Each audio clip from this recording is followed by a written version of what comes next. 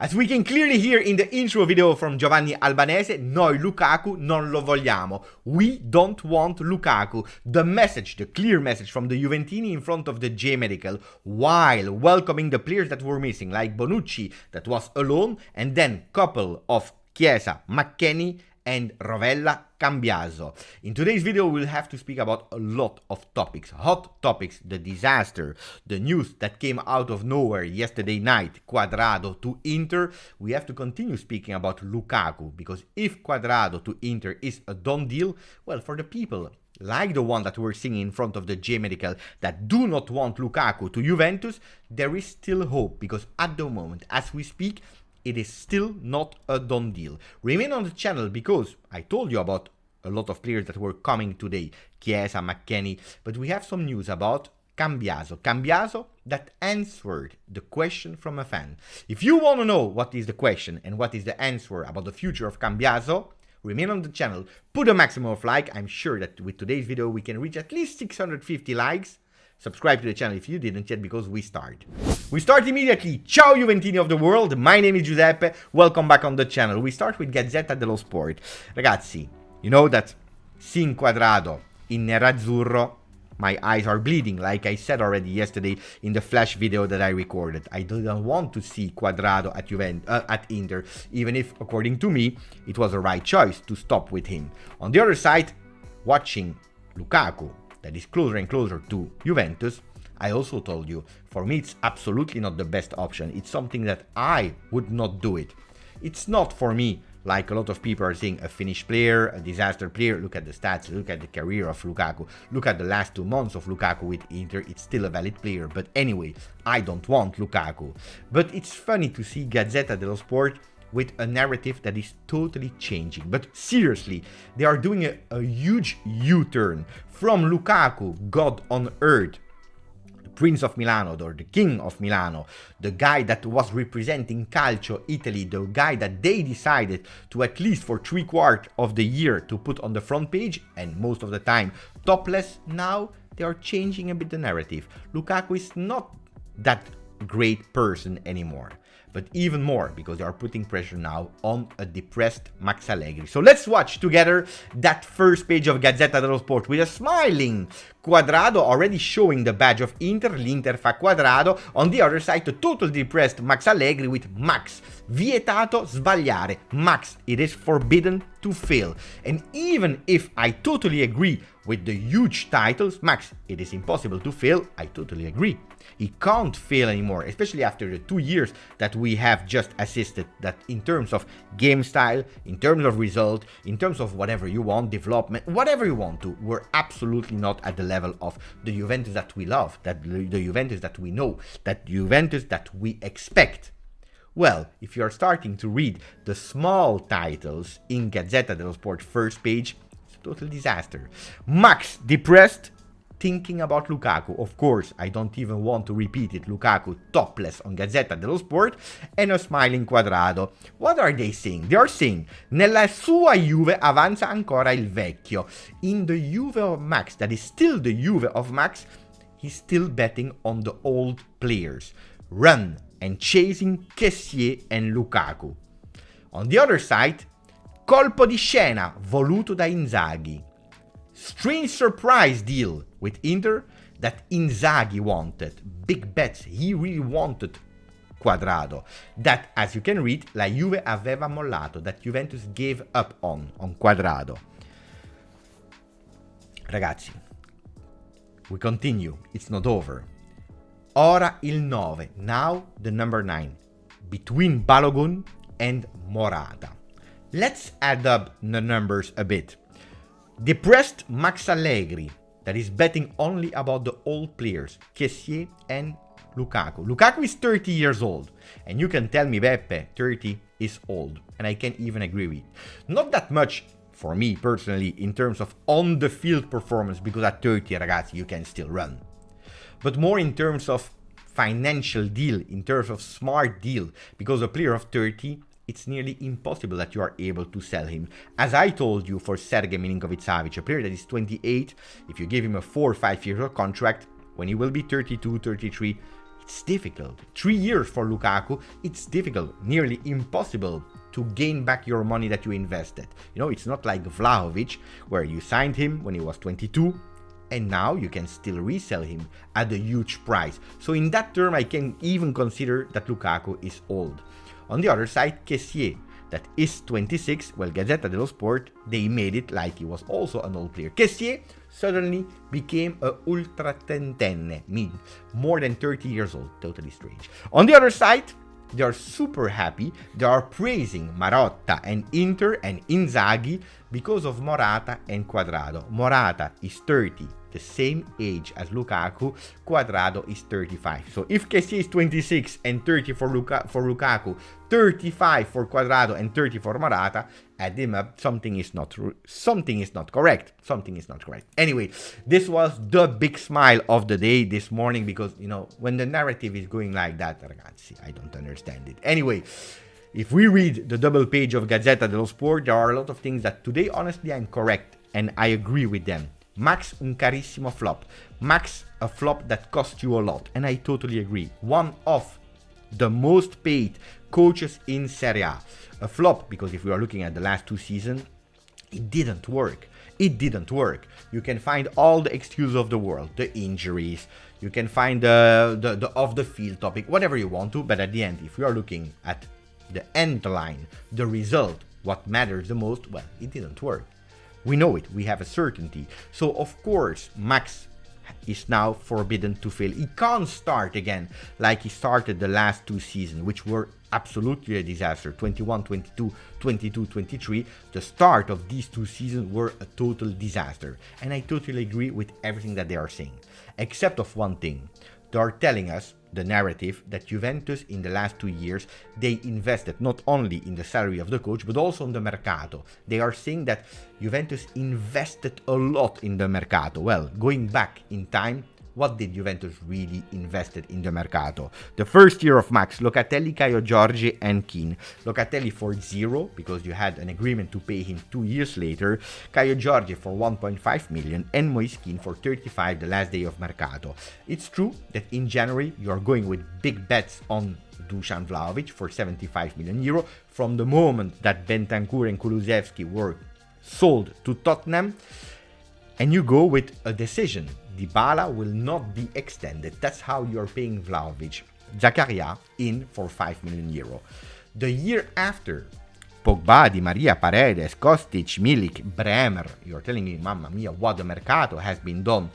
Decided also by Max Allegri, because these are the players that he wanted. But if you're telling me, Gazzetta dello Sport, that these were investment, I don't really see it. Because Pogba came for 0 euro and is still at the moment a player of Juventus. Di Maria came for 0 euro. Paredes came for 0 euro on loan. Milik, 0 euro alone. That now has been signed, definitely is a Juve player. Bremer, 41 million euro, but only to replace a De Ligt after 3 years of Juventus going to Bayern Munich. And at the end, the only investment probably made was Kostic for 11-12 million euro. So things are not really adding up if we are looking at the big investment that Juventus did, because how many times were we speaking about a Juventus that is in financial difficulties and that the big signing would not be there? And that continues even worse now in season 23-24, with at the moment the only Weah that joined officially Juventus after casualty, Cuadrado leaving Juve, not renewing him. That's the only signing at the moment. We will do some more signing, but of course we know it, we have to sell. Going back to the discussion of Gazzetta dello Sport about Max that is forbidden to fail, on that one, 100% agreeing with them. He can't. I already explained it. And as I told you a few weeks ago, maybe a few months ago, there is already the shadow of some coaches on Juventus 23-24. If I told you that the old DNA of Juventus was to work 1 year with a coach, whatever happened, and at the end of the year deciding, well, this year more than ever, Max is not even sure to finish the year. If the results are not doing great after 5 games, 10 games, 15 games, 20 games, if the season is not going well, Max Allegri will not be longer the coach. And who are these two shadows over him? according to Gazzetta dello Sport, but already I told you here on the channel and in the Telegram group, we have Spalletti and Conte. Why these two coaches? Because there are two coaches at the moment without a club. Spalletti, that is obliged to respect the non-Italian or not becoming a coach from an Italian team until January 2024. From that moment on, he can go wherever he wants. We know the link with Giuntoli. We know that it's a coach that, why not, would love to come to Juve. Spalletti is an option. The other option is Antonio Conte. Why? If we are really thinking about Lukaku giving up on Champions League, giving up of an environment of comfort zone and so on, well, it's easy to think about Antonio Conte, that it's not the first time that we hear wants to come back to Juve. He's at the moment enjoying a free time, but said it clearly, if there is an interesting project, I jump on it. So attenzione to these two coaches. Let me know in the comment, if Max would not be the coach anymore at a certain moment of the season, who do you want to go for? Spalletti or Conte? Don't tell me Guardiola and Klopp, because that's not possible, or Nagelsmann or whatever you want. Spalletti or Conte? Let me know in the comment, I'm curious. Anyway, it's also a funny morning this morning, because I woke up and I was watching a bit the reaction of the Interisti that apparently this morning would have gone to the offices of Inter to protest. They don't want Lukaku. So at the moment they don't want him because he is a simulator, is one that is jumping easy. It's actually representing Juventus. For the Interisti, Cuadrado has represented the dynasty of Juve, the winning Juve, and they really don't want him. They are really pissed off. I believe they are more angry than us Juventini about Lukaku to Juve. They are more angry. Let's see how that situation will evolve. But guys, it's too late. Cuadrado already signed. It's a deal. What is also funny is thinking if it would happen Derby d'Italia, Inter, Juve, with Lukaku in bianconero, Cuadrado in nerazzurro, Lukaku scoring a goal, going in front of the curva of Inter and asking them to be silent. Mamma mia, total disaster. Anyway, we have other news to speak about in that video of the morning, on the Monday morning, the week that will see us going to USA. This morning, Cambiaso and Rovella came out of the car. These were the two first players that were there for the medicals of this morning. The secret about Cambiaso at a certain moment, there is, when he was doing the autograph, there is a tifoso that is asking him, will you take the number 27? Cambiaso is confirming, he's saying, yes, I take the number 27 if I stay. And that's the big question mark at the moment. Cambiaso, as all of us, is not sure that he will stay in season 23-24. But if he stays, it will have the number 27 on the back. Rovella, big expectation for him, and a lot of supporters were welcoming him super well. These young players, they went immediately to the supporters before doing the medicals. Then you have a Weston McKennie, a Federico Chiesa, that first decided to do the medicals before going out and then taking time for the supporters. You see the difference? The youngsters that want to go immediately in contact with the supporters, and then the quite, let's say, affirmed stars that are saying, wait, later. First we do our things and then we take time for the supporters. Just a different way of seeing things. Anyway, Leonardo Bonucci was there today as well at the J Medical. Tuttosport is telling us that he will train from today on with the unwanted players, with McKennie, with Zaccaria, with Piazza, with Arthur and more. So Leonardo Bonucci, especially kind of sad day. After today I will also take back the shirt that is here behind. We will travel to USA with the 3 games, Barcelona, Milan and Real Madrid, that will be the opponents of Juventus, that are already sold out. People want football. We can't wait. On Saturday, the first game, Juventus-Barcelona, with Moise Kean that last year played against that Barcelona and scored also a goal against them. Who will be the first one that will score the opening goal of the friendlies? I'm really curious. Will it be Vlahovic or not? We don't know. What we know, it's Tuttosport is reporting Giuntoli Marotta. It's a fight. It's already fight between the Inter sporting director or DG and Giuntoli. Why? Because they are on the same players. If they were both on Lukaku, they are also both on Morata. Both are on Samardzic and both are on Holm, the player from Spezia. Good news for the people that want Spezia, and this is also related to Cuadrado. Cuadrado that will be the vice Dumfries Inter is going out of the race for Holm, and I tell you already more, Juventus will have a meeting with Spezia, if I'm not wrong, today. They will have a meeting to speak about him, and the good news again for Juventini, now that Inter signed Holm, there is less competition on him. Still other clubs on Holm, but Juventus want really to accelerate.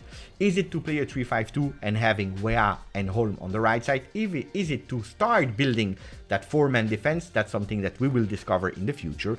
Pogba, at the moment, and I said it yesterday, is still not sure to remain because there are still some attraction from Saudi Arabia. There are still some pressure, and he, at the moment, can't guarantee that he will have a season without injury, so he's maybe taking it into consideration. If he goes there, there are two names, Kessié, as I told you yesterday, otherwise Samardzic from Udinese. Also here, I'm asking you, who is the player that you would love to see if Pogba is leaving, Samardzic or Kessié? Let me know. Is it Morata? Well, according to Corriere dello Sport, no, because Morata wants Roma, vuole la Roma. But pay attention, and that's the news that I had to tell you about Lukaku.